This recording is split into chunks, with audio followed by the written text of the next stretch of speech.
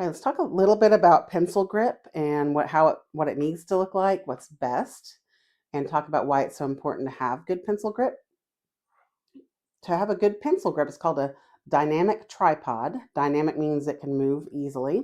Tripod means you want three fingers involved.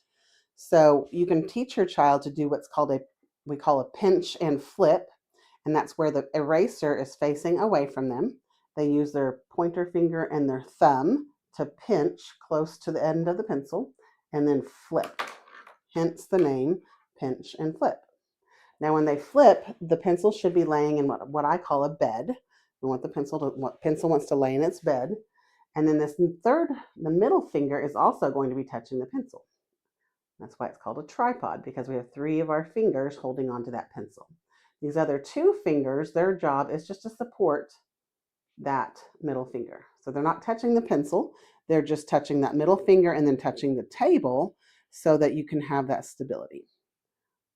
So dynamic tripod is what we're looking for. And this is kind of a hard habit to break if they are holding their pencils incorrectly. So why is it important, you may ask? Well, if you don't have the proper pencil grip, their hand fatigues quicker, and they won't write as much. It also can affect how legible the letters are, how well we can read them. It can affect how fluently they write letters. And why does that matter? Well, if a child gets really automatic and fluent with writing their letters, then they will write more. If you're having to take a lot of energy to figure out how to form those letters, then you're taking away from your understanding of what's going on. So for example, if they're having to take notes, and this is later, and they don't have good pencil grip, and or they don't have good handwriting, they're going to fatigue, or they're just going to have to spend some time and energy. Okay, how do I form these letters? And so their brain power, their cognitive load, is focused somewhat on the formation of the letters.